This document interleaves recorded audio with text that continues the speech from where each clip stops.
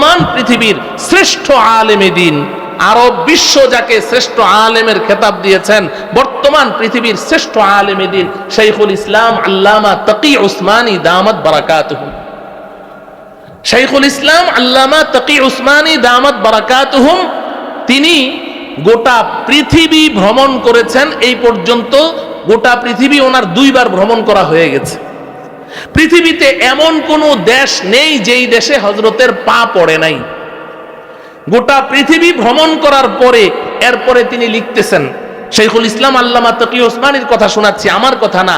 উনি বলছেন, मैं पहले तकलीदन कहता था, मैं पहले तकलीदन कहता था, अब पूरी दुनिया सफर करने के बाद बसीरत के साथ कहता हूं उलमाए देवबंद ही हक पर है। শাইখুল ইসলাম আল্লামা তাকি উসমানী দামাত বারাকাতুহুম বলেন, এই দুনিয়ার মানুষ শোনো, আমি আগে বড়দের কাছে শুনে শুনে বলতাম, বড়দের কাছে শুনে শুনে বলতাম, না বুঝেই বলতাম। এখন গোটা পৃথিবী ভ্রমণ করে গোটা পৃথিবীর সমস্ত মানুষের ঈমান, আকীদা, আমল, সুন্নতের উপরে তাদের পাবন্দি, এই সব কিছু, তাদের তাকওয়া, পরহেজগারি, তাদের মুআমালা, মুআশারা, লেনদেন, সামাজিকতা, তাদের আদব, আখলাক, শিষ্টাচার, এই সব কিছু গভীরভাবে পর্যবেক্ষণ করার পরে আমি তাকি উসমানী এই সিদ্ধান্তের উপরে আমি এখানে উপনীত হয়েছি, এই সিদ্ধান্তে আমি উপনীত হয়েছি। এখন আমি বুঝে শুনে খুব বিচক্ষণতার সাথে, দায়িত্বশীলতার সাথে এই কথা বলছি, উলামায়ে দেওবন্দ হি হক পর হ্যায়। বর্তমান দুনিয়াতে উলামায়ে দেওবন্দ, দেওবন্দের উলামায়ে কেরামই হকের উপরে আছে। উলামায়ে দেওবন্দ হি হক পর হ্যায়। এই জন্য আমার প্রিয় ভাইয়েরা, উলামায়ে দেওবন্দ তারা কেন হকের উপরে আছেন, কিভাবে হকের উপরে আছেন, তাদের ঈমান, তাদের আমল, তাদের ইলম, তাদের তাকওয়া, তাদের পরহেজগারি, এগুলোর ইতিহাস যদি আপনাদের সামনে এখন তুলে ধরা যায়, তাহলে আয়নার মতো আপনারা দেখতে পাবেন যে উলামায়ে দেওবন্দ কেন হকের উপরে আছে, কিভাবে হকের উপরে আছে। উলামায়ে দেওবন্দ হি হক পর হ্যায়। আরে এই উপমহাদেশের শ্রেষ্ঠ মুফাসসিরে কোরআন, এই উপমহাদেশের শ্রেষ্ঠ মুফতি, মুফতি আজম হযরত মুফতি শফি রহমতুল্লাহি আলাইহি, তাফসীরে মারিফুল কোরআন আপনাদের কাছে আছে। এই তাফসীরে মারিফুল কোরআন যিনি লিখেছেন, তিনি কি বলেছে জানেন? আমাদের আকাবিরিনে দেওবন্দ তাদের সম্পর্কে মন্তব্য করতে গিয়ে মুফতি শফি রহমতুল্লাহি আলাইহি লিখেছেন, हमारे अकाबिरे देवबंद ये तो सहाबा की जमात है, भूले से पीछे रह गए। ये तो सहाबा की जमात है, भूले से पीछे रह गए। अरे एरा तो साहाबाদের জমাত, ভুলেই না 1400 বছর পরে চলে এসেছে। সাহাবায়ে কেরাম, জিন্দা সাহাবী, সাহাবায়ে কেরাম, তারা ইতাআতে রাসূল, রাসূলের অনুসরণে যতটা পরিপক্ক ছিলেন, যতটা মুস্তাকিম ছিলেন, অটল, অনড়, অবিচল ছিলেন, এই সাহাবায়ে কেরামের বাস্তব রূপ হচ্ছে আমাদের আকাবিরিনে দেওবন্দ। কিন্তু আপনি নিজে কি ডাক্তার? আপনি নিজে ডাক্তার না হয়েও তো ডাক্তারকে খুঁজে বের করছেন, আপনি নিজে ইঞ্জিনিয়ার না হয়েও তো ইঞ্জিনিয়ারকে খুঁজে বের করছেন। তাহলে যখনই শরীয়তের কোনো বিষয় আসে, শরীয়তের কোনো বিধান সংক্রান্ত কোনো বিষয় আসে, যে ভাই আপনি এটা এমন কেন করছেন, এইভাবে না করে এইভাবে করেন, অথবা নিজে কোনো একটা সমস্যায় পড়ে গেলেন, এটার সমাধান কি, এই বিষয়টা হলো আমাদের কাছে সবচেয়ে বেশি অবহেলিত। এটার জন্য আমরা কিন্তু বিশেষজ্ঞ তালাশ করি না। যদি একটু উল্টাপাল্টা করি, কেউ যদি বলে আপনি ভুল করছেন, আরে রাখো তো, হুজুররা 10 রকম কথা বলে, এক হুজুর এক রকম কথা বলে, কার কথা শুনবো, বাস এটা বলে আপনি কিন্তু এড়িয়ে চলে গেলেন। এইভাবে তো আপনি আমাকে জবাব দিতে পারবেন, হাসরের ময়দানে আল্লাহর কাছে জবাব দিতে পারবেন না। যে হুজুররা 10 রকম বলে, আরে ভাই হুজুররা 10 রকম বলে এটা দোষ হয়ে গেল। আর আপনি যখন ডাক্তারের কাছে যান, আপনি একই রোগ নিয়ে 10 জন ডাক্তারের কাছে যান, 10 জন ডাক্তারের প্রেসক্রিপশন 10 রকম না হইলেও 5 রকম হবে। হ্যাঁ, এক ডাক্তার প্রেসক্রিপশন করছে, প্রফেসর এক ডাক্তার প্রেসক্রিপশন করেছে, আমি তার নাম বললে আপনারা সবাই চিনবেন, কিন্তু গীবত হয়ে যাবে, এই জন্য বলবো না। প্রফেসর দেশের একজন ভূতপূর্ব প্রফেসর, উনি প্রেসক্রিপশন করেছেন। তো আমাদের পরিচিত একজন বন্ধু মানুষ, উনি সহকারী অধ্যাপক, ওনার কাছে নেওয়ার পরে উনি এতটা ক্ষিপ্ত হয়ে গেলেন যে থরথর করে কাঁপতে শুরু করলেন, স্যার এই প্রেসক্রিপশন কি করে করলো, মানে উনি পারছেন না প্রেসক্রিপশনটা ছিঁড়ে ফেলতে, কিন্তু আইনগতভাবে এটা নিষেধ, এক ডাক্তারের প্রেসক্রিপশন একজন চিনতে পারবে না। উনি থরথর করে কাঁপতে শুরু করলেন, উনি কি করে এই প্রেসক্রিপশন করলেন।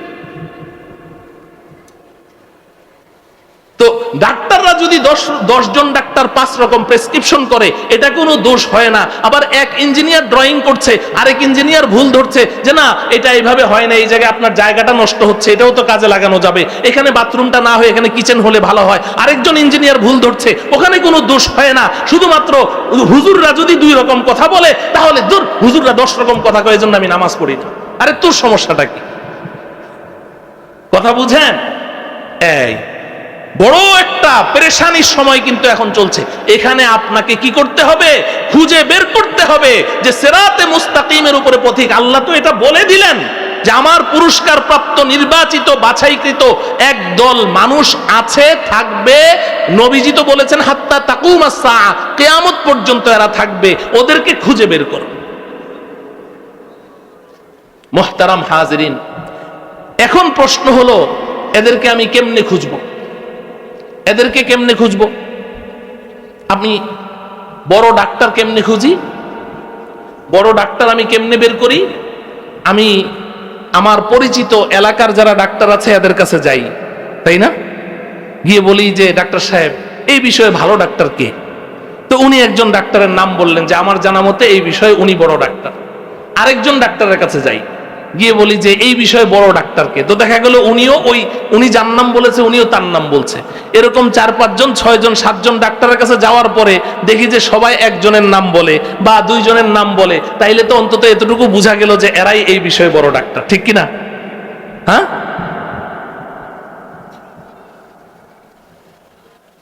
আর আল্লাহ রব্বুল আলামিন আমাকে আপনাকে আকল বুদ্ধি বিবেক দান করেছে, আকল বুদ্ধি বিবেক দান করেছেন, এটাও আমাদের একটা রাহবর। আপনি আপনার আকল খাটিয়ে দেখেন,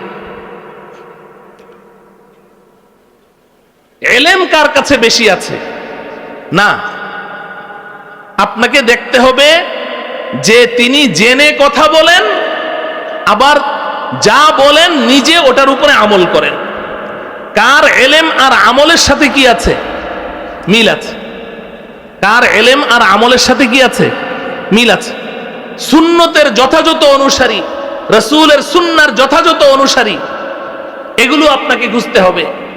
আজকে থেকে বহু বছর আগে মদিনা শরীফে মসজিদে নববীতে বসে আরবের একজন শায়েখের সাথে মানে পৃথিবীর বিখ্যাত একজন ব্যক্তিকে নিয়ে কথা বলছিলাম। তার নামটা আমি এখন আচ্ছা বলি, ডক্টর জাকির নায়েক সাহেব। ওনাকে নিয়ে আরবের একজন শায়েখের সাথে কোনো একটা মাসআলা নিয়ে কথা বলছিলাম। তো কথা বলতে গিয়ে আমি বললাম যে ডাক্তার জাকির নায়েক সাহেব তো এইভাবে বলেছেন, ওই আরবের শায়েখকে বললাম। তো বলার পরে উনি এটা মানলেন না, বললেন যে না এটা এইভাবে না এইভাবে। তখন আমি পট করে বলে ফেললাম, শেখ ইন্নাহু আলিমুন কবির, উনি তো অনেক বড় আলেম, উনি তো অনেক বড়। আমি এটা উদাহরণস্বরূপ বলছি, কোনো ব্যক্তিকে আমি কটাক্ষ করার জন্য না, বোঝানোর জন্য বলছি। আমি বললাম শেখ ইন্নাহু আলিমুন কবির, সে তো অনেক বড় আলেম। তো ওই শেখ আমার উপরে ক্ষিপ্ত হয়ে গেলেন, মানিল আলিম আরিফিল আলিম, মানিল আলিম, আলেম কাকে বলে? আরিফিল আলিম, আলেমের সংজ্ঞা কি বলো? খুব রাগ হয়ে গেলেন, আমি ভয় পেয়ে গেলাম। তা আমি চুপ হয়ে গেলাম। তখন শেখ রাগটা থামার পরে বলছে, আল আলিমু মান ইয়ামালু মা ইয়ালামু, আল আলিমু মান ইয়ামালু বিমা ইয়ালামু। আরে আলেম তো ওই ব্যক্তিকে বলে যে তার ইলম এবং আমল দুইটা পুরোপুরি ভাবে মিল আছে, ইলমের সাথে আমলের মিল আছে, সে হলো আলেম। শুধু ইলমের কারণে যদি আলেম বলেন তাহলে তো ইবলিস শয়তান সবচেয়ে বড় আলেম। শুধু ইলমের কারণে যদি আপনি আলেম বলেন তাহলে এই পৃথিবীতে সবচেয়ে বড় আলেম কে? হ্যাঁ, ইবলিসের চেয়ে বেশি ইলম এই পৃথিবীতে কারো আছে? আসমানের নিচে জমিনের উপরে কারো ইবলিসের চেয়ে বেশি ইলম আছে? না। তাইলে শুধু ইলমের কারণে তো আলেম বলা যাবে না। মুহতারাম হাজিরিন, তো এখন আমি আপনাদের কাছে নিবেদন করতে চাই যে আপনারা আল্লাহ পাকের প্রদর্শিত এই সিরাতে মুস্তাকিম ধরে চলবেন তো ইনশাআল্লাহ। তো তাইলে এখন এই হক হক্কানি রব্বানি আলেম আমি কাদেরকে চিহ্নিত করব, কাদেরকে বলবো? তো আমার তো সময় শেষ হয়ে গেছে, এই বিষয়ে বিস্তারিত কথা বলার সুযোগ নেই। সংক্ষেপে শুধু আমি আপনাদেরকে আল্লাহকে হাজির নাজির জেনে আমি কোনো পক্ষের পক্ষপাতিত্ব না করে এবং কোনো ধরনের প্রান্তিকতার শিকার না হয়ে আমি সহজভাবে আমাকে আল্লাহ পাক যতটুকু এলেম এবং বুঝ দান করেছেন আমার বুঝ অনুযায়ী আমি আপনাদেরকে একটা কথা শোনাতে পারি। এখানে আমাদের প্রিয় যুবক ভাইয়েরা, কলেজ ইউনিভার্সিটির ভাইয়েরা এখানে অনেকেই আছেন। আমি আরেকটা কথা আপনাদেরকে বলি, বর্তমান সময়ে বর্তমান দুনিয়াতে বড় একটা ফিতনা, বর্তমান দুনিয়াতে এই ফিতনার নাম হলো ফিতনায়ে আহলে হাদিস। ফিতনার নাম কি? এই ফিতনায়ে আহলে হাদিস, এদের মূল স্লোগানটা কি? এদের মূল স্লোগান হলো যে তোমার কাছে কোরআন আছে, হাদিস আছে, সহি হাদিস আছে, তুমি ঘরে বসে কোরআন পড়ো, সহি হাদিস পড়ো আর সিরাতে মুস্তাকিমের উপরে চলো, ব্যক্তির অনুসরণের দরকার কি? এই কথা বলে কি বলে না? এই কথাটা একটু বুঝেন, এই কথাটা একটু বুঝেন আপনি, যে আমাকে তো আল্লাহ পাক কোরআন দিয়েছেন, আমি তো এই বিষয়টাই এতক্ষণ আপনাদের সামনে পরিষ্কার করলাম যে আমার কাছে কোরআন আছে, আমার কাছে সহি হাদিস আছে, আমি কোরআন পড়বো, হাদিস পড়বো, আমি সিরাতে মুস্তাকিমের উপরে চলবো। আরে কোরআন হাদিস পড়ে পড়েই যদি সিরাতে মুস্তাকিমের উপরে চলা সম্ভব হতো তাহলে সূরাতুল ফাতিহার 6 নম্বর আয়াতটা এমন হতো না, সিরাতাল্লাযীনা আনআমতা আলাইহিম হতো না, যে আল্লাহর পুরস্কার প্রাপ্ত নির্বাচিত বান্দাদের পেছনে পেছনে চলো। আল্লাহ এটা বলতেন না যে জান্নাতের পথ হচ্ছে আমার ওই নির্বাচিত পুরস্কার প্রাপ্ত বান্দাদের পথ, তাদের পেছনে চলো। এটা না বলে আল্লাহ বলতেন সিরাতাল কুরআনিল কারীম, অথবা আল্লাহ বলতেন সিরাতাল কুরআনি ওয়াল হাদিস। এটা বলতেন যে কোরআন হাদিসের পথ জান্নাতের পথ, কোরআনের পথ জান্নাতের পথ, এই কথা বলে আল্লাহ ছেড়ে দিতেন। কিন্তু আল্লাহ কোরআনের পথ জান্নাতের পথ এটা বললেন না, কোরআন হাদিসের পথ জান্নাতের পথ এটাও বললেন না। এটা না বলে আল্লাহ কতগুলো ব্যক্তিকে অনুসরণ করতে বললেন। তাহলে ব্যক্তির অনুসরণ করতে কে বলেছেন আমাদেরকে? কে বলেছেন? কারণ কি? এই কারণটা বলে আমি আমার কথা শেষ করব। আমি এই আয়াতের ব্যাখ্যা করার জন্য সূরাতুন নিসা এর 159 নম্বর আয়াতটাও তেলাওয়াত করেছি। 59 নম্বর আয়াত, ওই আয়াতে আল্লাহ রাব্বুল আলামিন বলছেন ইয়া আইয়ুহাল্লাযীনা আমানু আতিউল্লাহা ওয়া আতিউর রাসূলা ওয়া উলিল আমরি মিনকুম। খুব ভালো করে বুঝেন, আল্লাহ পাক বলেন এই ঈমানদারেরা তোমরা আতিউল্লাহ, আল্লাহর অনুসরণ করো। কার অনুসরণ? আল্লাহর অনুসরণ করো। 1 নম্বরে বললেন আতিউল্লাহ, খুব বুঝে নেন। 2 নম্বর বললেন ওয়া আতিউর রাসূল, রাসূলের অনুসরণ করো। কার অনুসরণ? রাসূলের অনুসরণ করো। 3 নম্বর বললেন ওয়া উলিল আমরি মিনকুম, তোমাদের মধ্যে যারা হক্কানি রব্বানি উলামায়ে কেরাম আছে তাদের অনুসরণ করো। 1 নম্বর কি বললেন? আল্লাহর অনুসরণ করো। 2 নম্বর কি বললেন? রাসূলের অনুসরণ করো। 3 নম্বর কি বললেন? তোমাদের মধ্যে যারা হক্কানি রব্বানি উলামায়ে কেরাম আছে তাদের কি করো? খুব ভালো করে বুঝেন। এখন এখানে একটা প্রশ্ন হলো, আমি যার ইবাদত করি আমার রাসূলও তো তারই ইবাদত করেন, ঠিক কিনা বলেন? হ্যাঁ, আমি যার ইবাদত করি আমার রাসূলও কি? আমার দিকে তাকান, এদিকে তাকান, আপনারা মক্তবের ছাত্র না তো, সব বুড়া বুড়া মানুষ, এদিকে তাকান। আমি যার অনুসরণ করি আমার রাসূলও, আমি যাকে সেজদা করি আমার রাসূলও, আমি যার ইবাদত করি আমার রাসূলও তারই ইবাদত করেন, ঠিক কিনা?